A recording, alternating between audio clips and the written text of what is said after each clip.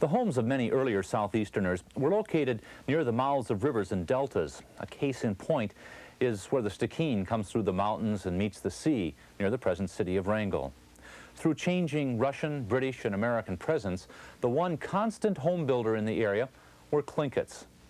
The house of one of their leaders has been restored. It took place during the 1930s, the late 1930s, under a CCC program.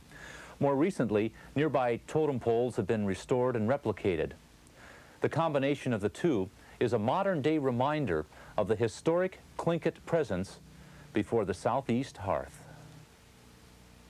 The original house on this site was probably built close to the early 1800s, possibly just prior to that. No one's really sure. And it was built here mainly to keep an eye on the Russians. The Russian fort was located just across the way. This house in particular was built about 1939 during the CCC totem project that was done here. So it's built on the original site in the original pit that the first house was built. On the island there's 9 totem poles. Of those, 2 are original totem poles that were done during the CCC project. The remainder are replicas of totem poles that either stood on this island or stood elsewhere in town. The totem project has been a long time goal of many people here in the community. We received a total of $260,000 in state and federal monies to do the restoration project. It incorporates the Shakes Island and the totem poles on the tribal house, as well as 4 totems that were standing within the community of Wrangell that were taken down in 1981.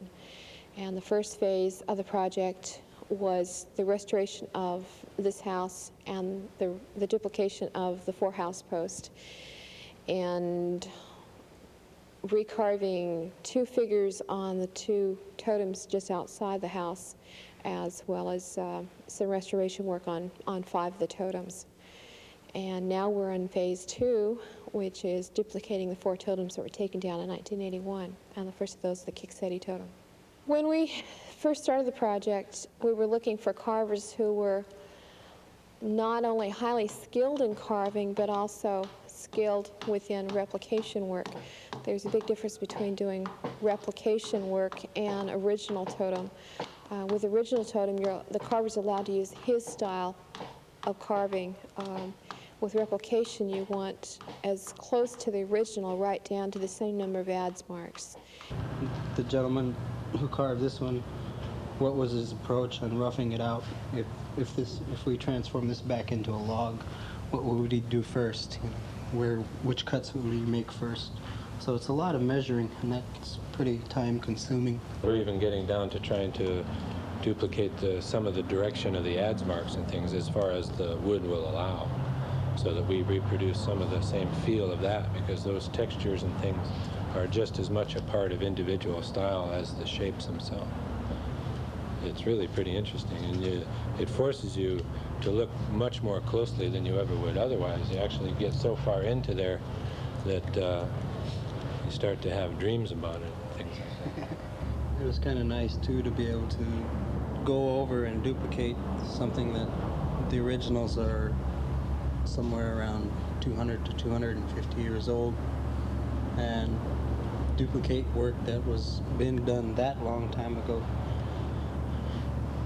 compared to what I'd been doing prior to the house post, which was all of my own designs, etc., etc.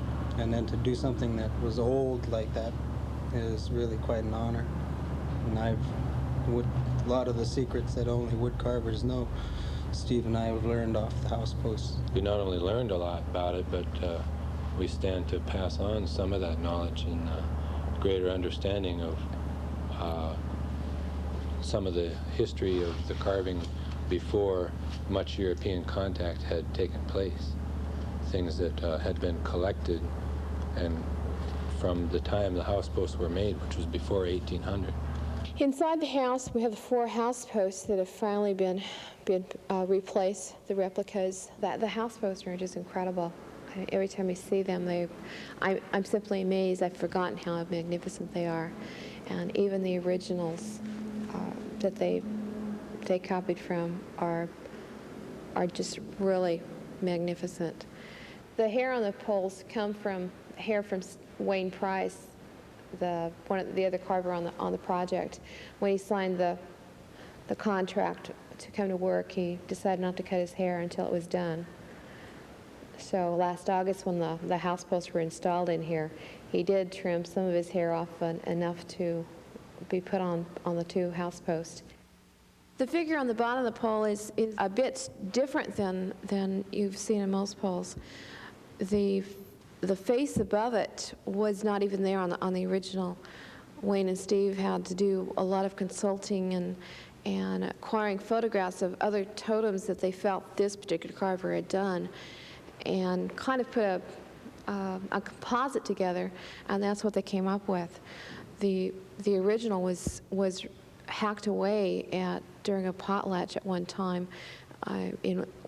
So Chief Shakes was trying to impress a guest into showing that these poles were not that important to him, and that was one way of doing it, is just simply, destroying it. The screen at the back of the house is a replica of a Chilkat blanket that was done by a lady who was a guest at a potlatch given by Chief Shakes, and she enjoyed herself so much that as a thank you, she wove a Chilkat blanket, and it's still in existence. And so when they built the house in the late 30s, they had decided to put the bear screen on the outside of the house, or the design anyway, and needed the screen in the back. So that's what they did. They created this type of screen. The 2 house posts that come from the Kixeti tribal house, the Sun House, are also located in here. In the original house, that would not have been done, but because this house is also considered a museum, you'll find those house posts.